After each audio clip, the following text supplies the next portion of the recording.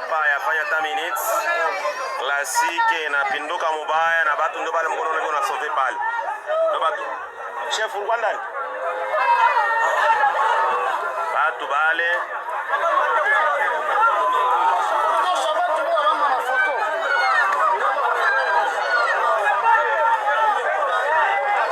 moto kaina pinduka mbaya sana classique donc inaluka motoka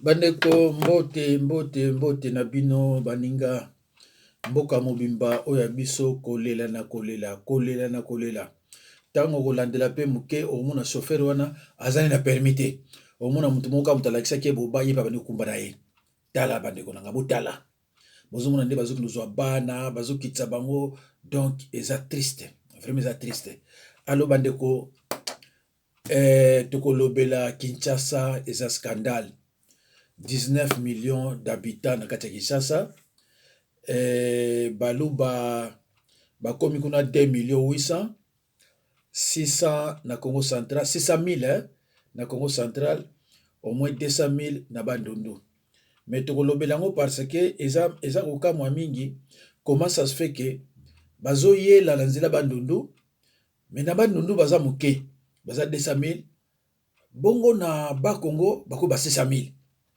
ebai ndenge nini banani boyebi wango bauti musika bakolo ti na Bandundu bakoti na kini ale ba mususu balekani bala moko ti na Bakongo ba mususu bakomi na mboka ya mer na biso kinanga malozi ya benz tellement défendre mboka ya mwasi na yo mamelisa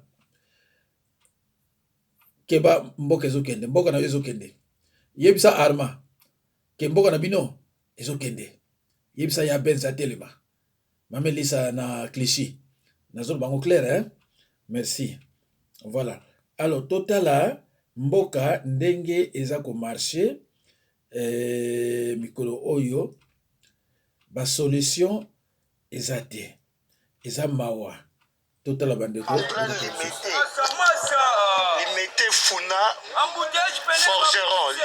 Forgeron première rue na Funa na ba quartier résidentiel ville à Kinshasa tala niveau de to 400 na pouce oh mon dieu RDC na banzi bomona mususu toke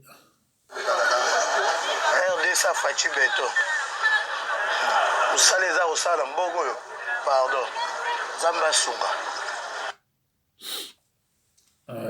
ok Zamba Sunga DC eloga makasi tala niveau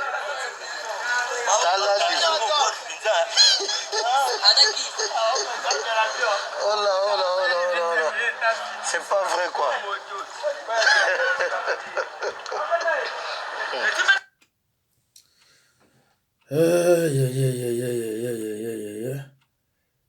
balobi tala niveau ndeko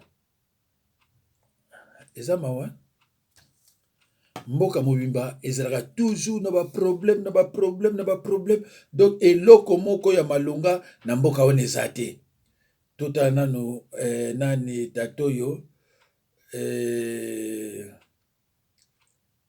tatoyo nayebisi bino ke bauti kokanga ye na États-Unis président de l'UDPS États-Unis, M. Clément Chiboaboa un ami intime de Chilombo. Arrêté vendredi 19 à l'aéroport de New York avec une boîte remplie de cocaïne. Sobotali ndeko bozomona yewana. Donc président IDPS à cause de l'école Moussousté. Bande konanga. Président IDPS à cause de l'école Moussousté. Kamuluba. Alors bandeko ekozala esengo penza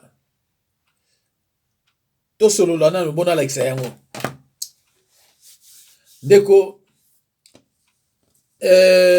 wapi stilo na tiki yango wapi voilà yango. Bandeko na ngai 19 millions d'habitants na Kinshasa.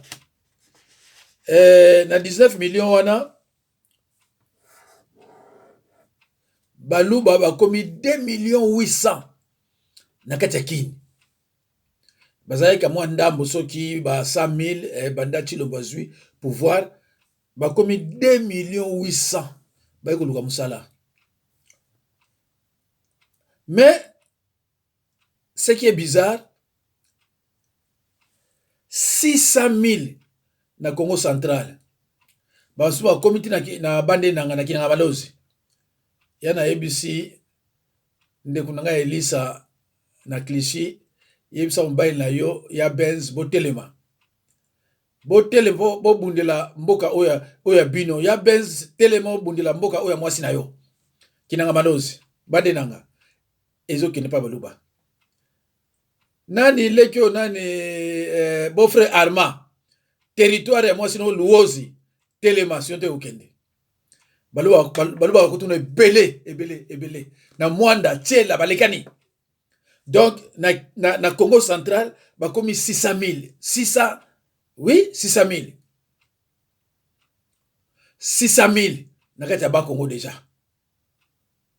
Donc baye na Kin musale zoamite kolala nzala allez direct Congo kuna omwe bazolia. Alors so baza 600 000 bakoti kuna soki ano bango nyoso baboti. Bango babota moko te de 12 10. Alors na bandundu baza 200 000. Alors boko expliquer ngo ndenge nini bango bakoti na bandundu. Mais bandundu eza na 200 000, Congo central eza na 600 000. Oh. Ndiko nabi to somo comprendre.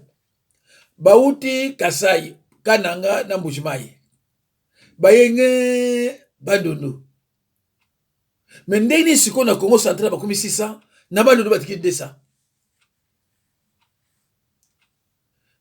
Bisela na pa maye yotola. Ba moni pa kolia ezali. Bandeko wato fona biso. Balobi Kabila Kimi. Tatanza mizama wa. Kabila zo yana. Azo ngakisa sa.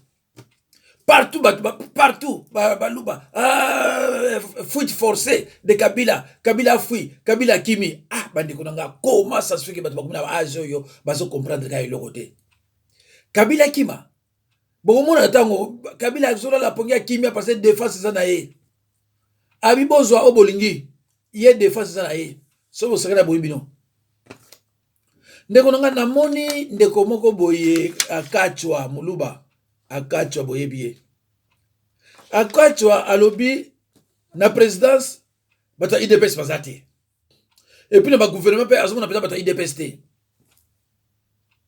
ndeko za pasi so baluba bazo comprendre te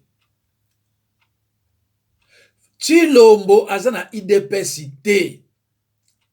Oh Cash eza IDPS te. Qu'est-ce que vous ne comprenez pas? Cash eza IDPS te. Eza na bato mbili bazo comprendre on teste baluba. Kabila aza mokonzi ya FCC.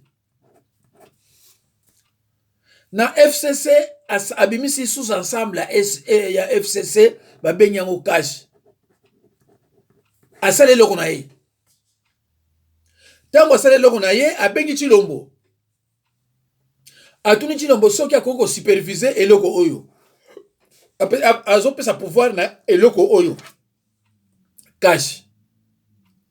Alors ceux qui ont dit au superviser lenga eloko oyo na peso pouvoir eloko yanga eloko isa idépacité.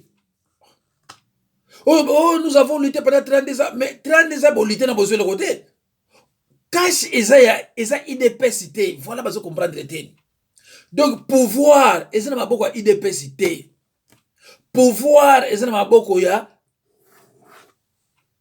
cash. Mais petit n'a pas quartier, on a dit, arrière, on va y combien de alors, que cash isa bord oyo, biso to sali, to benye, to biso bord oyo, lungwa kuna. Mais dès que nous avons expliqué la formule, nous avons compris. Nous avons expliqué la formule, nous avons compris. Mais pas tout va s'en dégainer. Il dépêche à son pouvoir. Il dépêche à son pouvoir. Tu ne peux pas voter là-bas. Il y a pouvoir en dégainer. Kabila, le col na force, il y a américain et les kaki, il faut tika pouvoir. Asa mayele asali siko eloko yo babengi cash na mathématique moderne so balubi F ensemble F bachena kati sous ensemble C donc ensemble FCC sous ensemble cash mais cash ça dépend pas FCC c'est pour ça qu'on peut entendre ni di soko ki bando yo ki vidéo oyo ozana baluba like ça bango ba meka comprendre Kitilombo azamuta cash, azamuta idépacité. Na Genève asu ashuaki. Balobi na le ba base. Wana zalo na idépacité. Tango alobi base ayena Kinshasa ba bendi ba ibité. Longola idépacité papa na sa kufa kake na idépacité na ye. To sali boro mo boboro ngo komo ngo cash.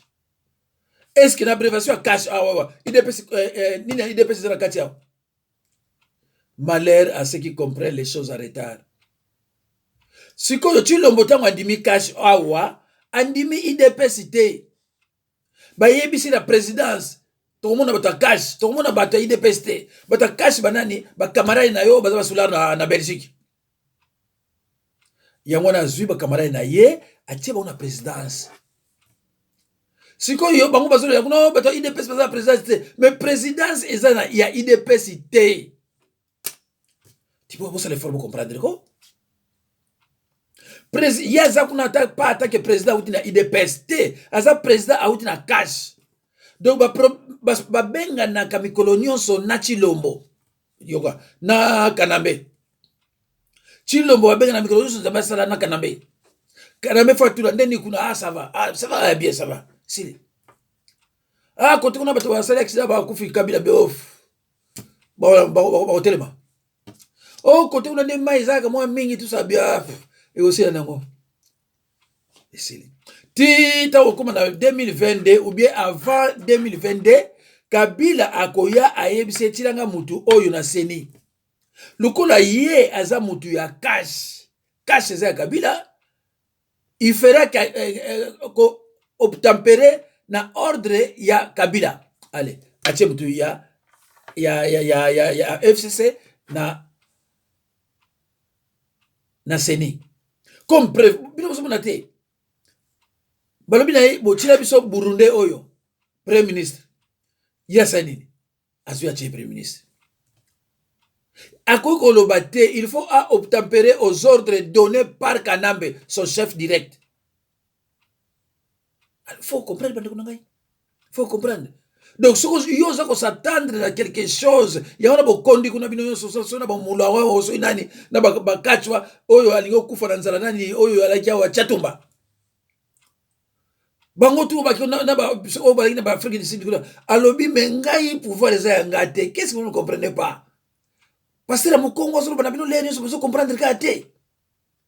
Parce que la Congo azo expliquer la vérité et nous so comprendre kate pourquoi? Ngai pouvoir yanga ya onazana ngo eza ya idépacité eza pouvoir ya cash de funa pesa kasiko nyoso maloba pa ya Kanambe yende mokonzi ninyo donc so nga na sali ndengo na te salaire onazwa kana kozongo susu te 2 millions quelque ngam tuna banazwa 900 euros par mois 200 siko na kozongo wapi ndeko bo panza video yo na baluba ba meka comprendre ba comprendre que pouvoir est à IDPST, pouvoir est à cash, cash est sous ensemble, il y a FCC. Donc, parce que ba lien moko réciproque. Il y a un kabe na chilombo aza ko occupé na ye bata IDPST, aza occupé na ye baluba te parce que baluba ba foutre merde, a gagné l'élection te, alors ba ba kufi atalié te, allié si quoi na ye na cash na Kabila. Qu'est-ce que vous ne comprenez pas? Est-ce que vous comprenez? Si vous comprenez, vous comprenez. Alors, bandeko, 19 millions d'habitants na kati ya Kini. 2 800 000 ya baluba na Kini. 600 000 baza na Congo central. Ya Benz baza na Congo central. Mamelisa, yoko anga bien, hein? Baza na Congo central. Na kinanga balozi tina yunga na nzengi tala tula kutwasa koti kuna na luozi kutolobati na nkundi baazira na mwanda plein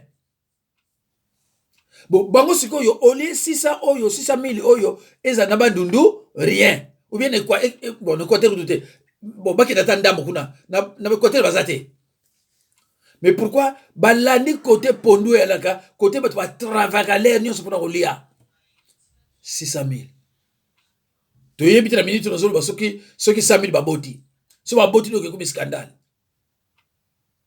ah oui hein.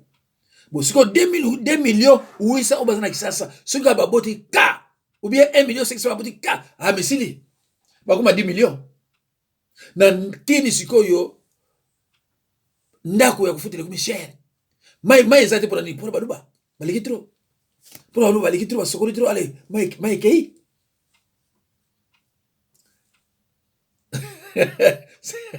c'est triste. Na banzi bandi ko comprendre hein? Alors total siko moyibi ya Chibwabwa Muluba moyibi total ye voilà ah Chibwabwa ye yo bandiko tolana. Jean des douanes a trouvé une boîte de conserve qui pourrait contenir de la drogue. Il n'y a pas de liquide dans cette boîte de conserve alors qu'il devrait y en avoir. Il y a écrit salade de fruits au sirop. Il n'y a rien de liquide dedans. Et c'est un peu plus lourd que ça devrait l'être. Et l'image au rayon X montre que le contenu est uniforme. Ce qui signifie qu'elle est peut-être remplie de poudre. On ne distingue aucun morceau de fruit ou quoi que ce soit. Peut-être qu'on aura de la chance. Parfois on a raison, parfois on se trompe. L'agent Felt retourne voir le passager. Vous l'avez acheté? Oui. Quel était le nom du magasin? C'était un supermarché. Ah bon? Écoutez, on a un doute à cause de l'image au rayon X. Je vais être obligé de la saisir. On va l'ouvrir et j'espère pour vous qu'il n'y aura que des fruits.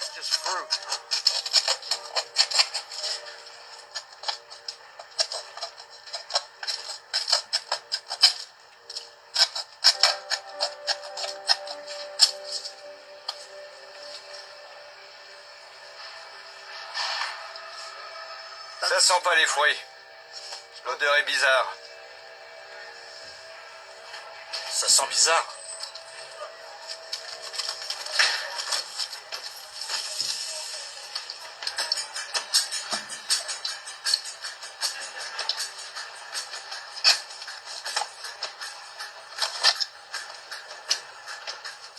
Ça ressemble à des fruits? Non. Mais note-le. Ndeko baningisi boîte wana ko mai ezoninga ta mukete e ndenge ya lobi keza fruit ba il faut fallait mai eninga na muke ba ibake boîte wana eza na boye baluba mais boza na pouvoir ba mino zo boza na pouvoir o monike boza na pouvoir te o monike pouvoir za cash parce que boza na pouvoir ndozo kina biloko na te oko beta yango États-Unis blague ezate oko beta yango batio déjà minoti Chibwabwa mukili tukomka na bakombo ba Chibwabwa bakabeya bachatumba Chilombo Kasongo Kabeya emeboyai eza paster ya mokongo te moto biso totika na bamaleu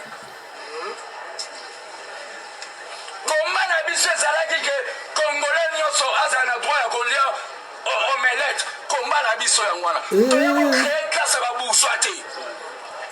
Il y a même les membres des familles ya président bazofanda su na Kinshasa te bakomaka ya Katanga kope ni baokesa na Katanga kuna ya bamini tozoyokango toza banki te po tobombaka maka bandeko ekosukilaka kaka ndenge wana to banolobaka donc banda tilomba kota baluba bakoma neti bato baboma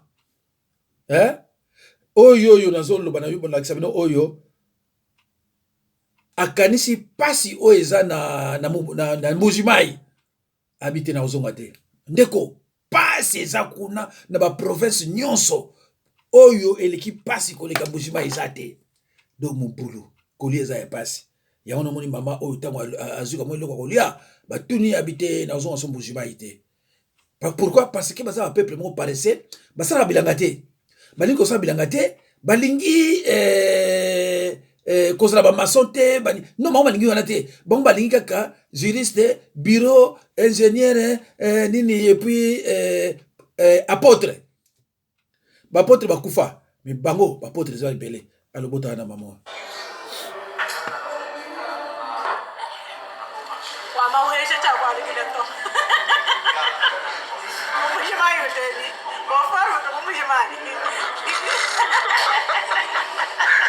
hamburger monene nungoyo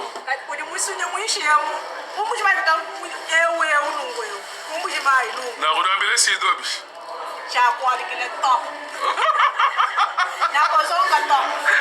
akozonga wapi te okino bakati yango akozonga wapi te akozonga so mbujimai te parce que eza mboka te oyo moto akokina ovanda bandeko na tiango mpe na nini ya quelques minutes natila bino ni natila bino oyo vraiment solo ya lia mais fana tiango na oyo inerita toko na mama 5 000 omona bimisi mpona mai kaka tozoki osomba na mososo sombi boye osaleli lelo na lobi soki osomba tona mai te mais sikoyo osombi esili apres lobi su 5 000 somba bilo moko bo 300 francs totana babilomo nyonso na kati ya ndako bongo sikoyo sopona kolamba kosukula kosukala nde tala boso osombi osaleli osaleli esili dekopa mai tosokola dekopa mai eza te dekopa mai okozwa kopa na bamama na bana dekopa mai tosokola donc toomona clair te mpona nyi ndenge wana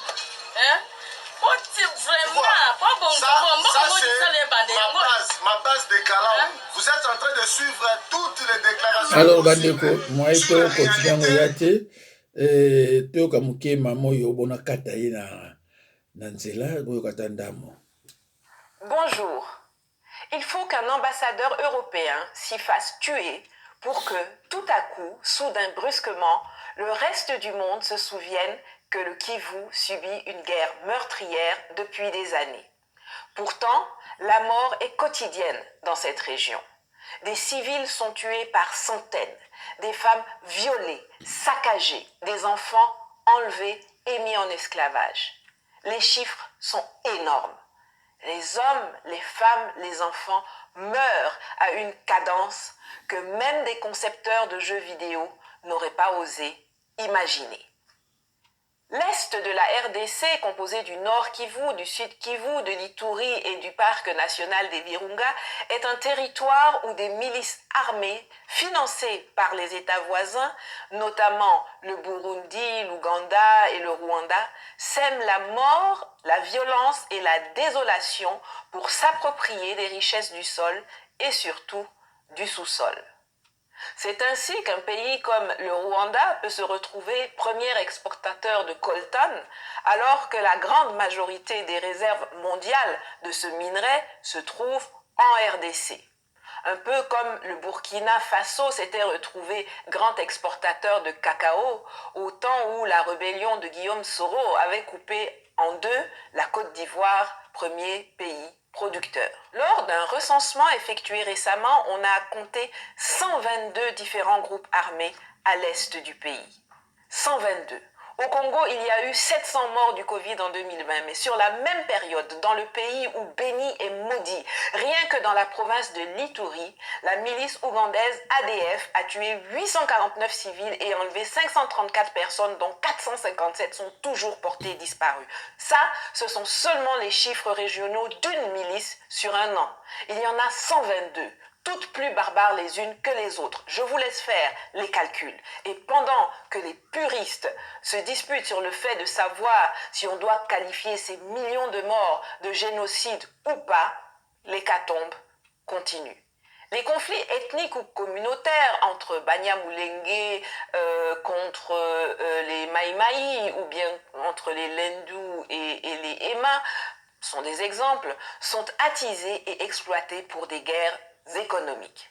Je vous l'ai dit dans ma dernière vidéo, dont je vous mets le lien en haut. Nos guerres, nos conflits sont leur business. Les 5 membres du Conseil de l'insécurité de l'ONU sont les 5 plus grands vendeurs d'armement de la planète.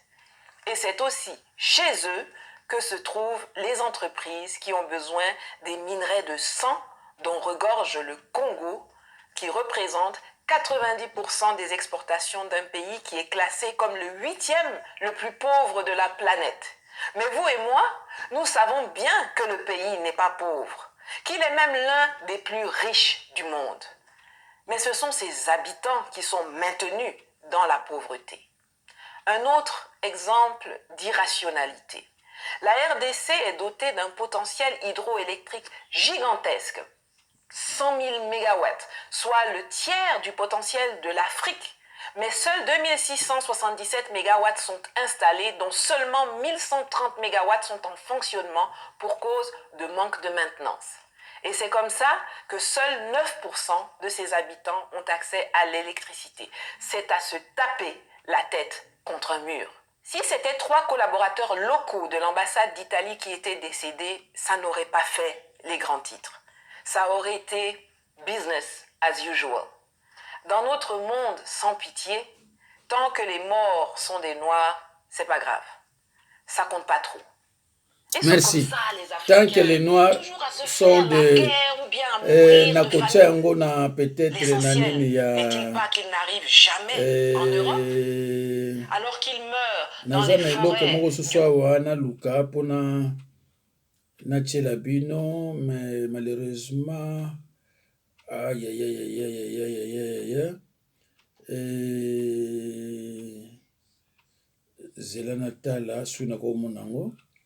C'est vrai que téléphone ya 1 heure ezopesa la mwa moke ba problème. Oh là là, eloko yango yalaki awa ya bien. Aïe aïe aïe aïe.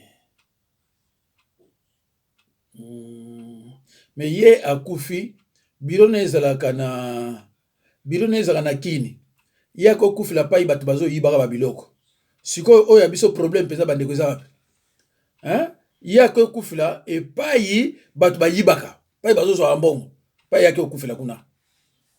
Alors sikoyo biso problème oyo ya biso eza wapi? Parce que ifale akufa na kini pai biro na ezali ye atiki kini akokufa place ya mystique. Alors biso toloba nini? Bandeko nanga vraiment eloko moko ya bien concernant liwa ya tata oyo ndenge akufeli nyonso elobami wana.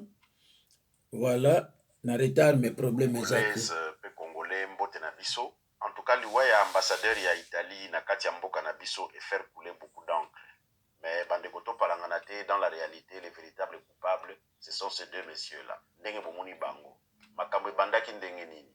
Au fait Kagame amandataki bato atindaki bango ete baya epai ya monsieur Félix Tshilombo po ete baluka moyen ya koinstalle babase na bango. Bon, voilà, de façon cachée bien entendu, mais installer de sorte à ce que bakoka combattre batu ya FDLR, parce que batu ya FDLR bazali kotia bango panzi likolo penza makasi, notamment na mokonzi na bango oyo abengami Mudakamura Sylvestre.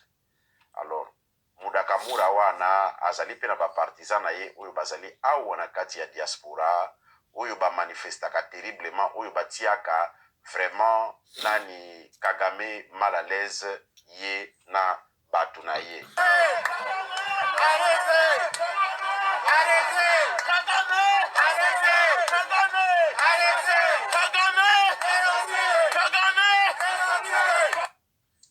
Sauf que le peuple congolais tina ndenge Tshilombo a permettre ba Rwandais ba installer base na bango na kati ya Congo na Est, mais bien plus particulièrement, souvenez-vous, na kati ya ville ya Kinshasa, esika oyo bo se souvenir malamu ete batiaki même confinement, c'est-à-dire ba confinaki Gombe. Hein? Kinshasa ezali ville mobimba tina ndenge ba confinaki Gombe, memaki conséquence ya liwa ya monsieur Mudakamura, chef ya ba FDLR. Omoni? Et en rétorsion, bandeko na ngai, eye comme ma conséquence tina ndenge ba eko beta ambassadeur italien Masasi oyo aeko kufa. Au fait, ezali vengeance ya batu ya FDLR. Pona nini? Pona ko se venger na ndenge ya makambo oyo ba Rwandais basala, hein, peuple congolais. Donc makambo ba Rwandais basala ya koboma mokonzi na bango. Moni mokonzi na bango na kombo ya Mudakamura o na lakisi bino wana, donc ezali Front démocratique pour la libération du Rwanda. Au fait, bazali ba résistant oyo bazali ko résister contre Kagame. Sauf que monsieur Tshilombo na bindima ndima na ye na volonté na ye ya koluka ko se faire voir lokola mutu ya malamu, mutu ya solo, aye kokota na kati ya un triangle interdit. Omoni, lorsque deux personnes se disputent, il y a deux protagonistes.